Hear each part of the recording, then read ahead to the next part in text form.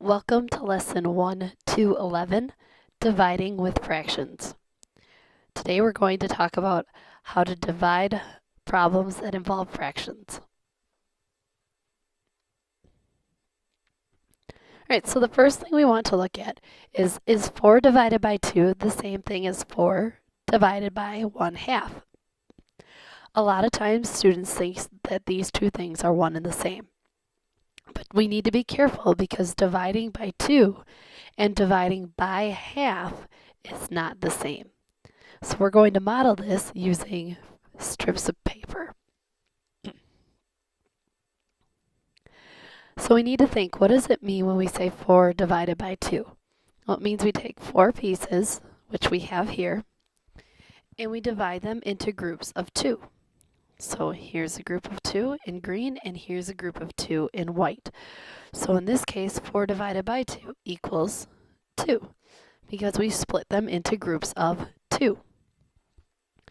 So the first number always tells you what you have or what you're starting with. And your second number tells you how much you want to put into each group.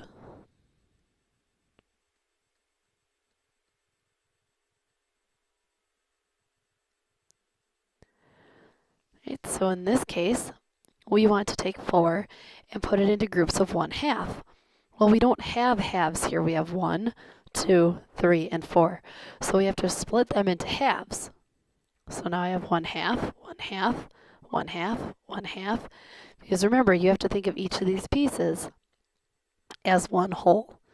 So we split them into halves. Now I need to see how many halves do I have. Here's 1, 2, 3, 4, 5, 6, 7, and 8. So 4 divided into groups of 1/2 gives you 1, 2, 3, 4, 5, 6, 7, 8. So 4 divided by 1/2 equals 8. It's really important that you understand why this is working. The process of how to do it, you'll find, is actually not very complicated, but I need you to understand what it means when you're doing a division problem. So why 4 divided by 1/2 is different than 4 divided by 2. Remember, that second number is what you're putting into each group. So in this case, I'm only putting half of a piece into each group, whereas in this one, I was putting 2 pieces into each group. So this made a group, and this made one group. Each of these made a group on its own because we only wanted half of a piece in each group.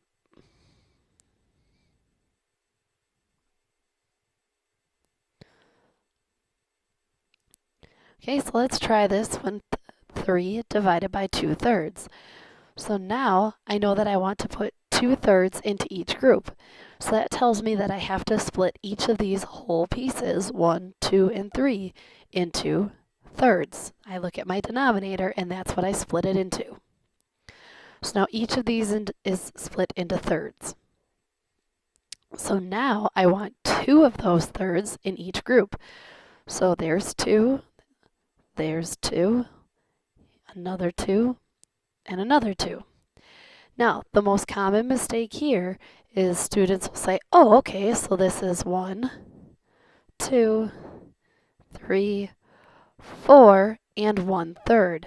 This is not 1/3. I know the slice is 1/3. It's 1/3 of that whole, but you have to look at it in terms of how many you're putting into each group. So how many full groups did you make? Well, you need 2 pieces in each. So 2, 2, 2, and 2. You made 4 full groups. And in this case, you had one of the pieces that you needed, but you needed 2.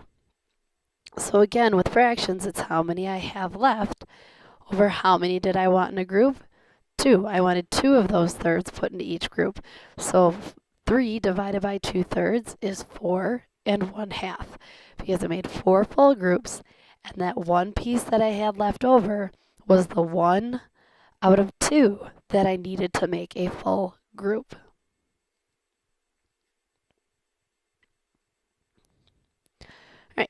We also need to know what a reciprocal is. In order to understand the process of how to divide fractions, you need to know that a reciprocal is the value that when you multiply it to the number, the answer is 1. Okay, make sure to get this into your vocabulary. The reciprocal of 4 then is 1/4 because 4 over 1, remember we take whole numbers and we put them over 1. 4 over 1 times 1 over 4, since we multiply straight across, gives you 4 times 1 is 4, 1 times 4 is 4, and 4 over 4 equals 1. So then in this case, the reciprocal of 2/3 would be 3 over 2, because 2 times 3 is 6, 3 times 2 is 6, 6 over 6 gives us 1. So what we should see so far is that when we're finding the reciprocal of a number, we're taking the number and we're flipping it over. We're taking whatever is on top and putting it on bottom, and then taking what was on bottom and putting it on top. So I'd like you to take a moment and try to find the reciprocal of these two different numbers. When you come back, we'll go over your answers. All right, so for this one, you should have gotten 1/8 because remember, all whole numbers go on top and then the 1 goes on the bottom when we're turning them into a fraction. Because this would mean I have 8 pieces, I want 1 in each group, so I can make 8 whole groups. Since this is 8 as a whole number, we know that these two things are the same. So then the reciprocal of 8 over 1 would be 1 over 8. And then the reciprocal of 7/8 would be 8/7. Now it is okay that this is changed to an improper fraction. When we're dividing fractions, this has to happen. Okay, so the steps for dividing fractions. First and foremost, we need to find the reciprocal of the second fraction. I'm going to emphasize here that it is the second fraction that you're finding the reciprocal of. Right, so in this case, I'm going to move this over so we can see a little better. Since 3/7 is my second fraction, I'm going to say that it is 7/3. Now I'm going to multiply instead of divide. So now my problem becomes 1 over 8 times 7 over 3. So I keep the original number because I can never change where I'm starting from. I always have to start at 1/8. I use the reciprocal of the second number, and now instead of dividing, I'm going to multiply. And when I multiply, I get 7 over 24. And then my third step would be to simplify. In this case, 7 over 24 is as simple as my problem goes.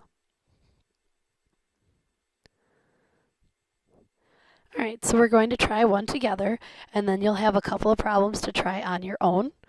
When you come back, we'll go over your answer. All right, for this problem, you should have gotten 2/5, and I always want you to rewrite your problem. It will definitely help you. Times the reciprocal of 1/8 is 8 over 1. I can't do any simplifying before I multiply, so I'm just going to go ahead and multiply, and I get 16 over 5. Since this fraction is improper because I have a bigger number on top than I do on bottom, I know that I have to change it into a mixed number. So I'm going to take 16, divide it into groups of 5. 5 goes into 16 3 times. 3 times 5 is 15. I subtract and I get a remainder of 1. So my answer is 3 1/5. All right, so in your notes, you have these last two problems, 4/5 divided by 2/3 and 1/5 divided by 4. I want you to try these, and there will be a few other problems as well on Edmodo. If you have any questions, please be sure to post them to Edmodo so we can go over them in class.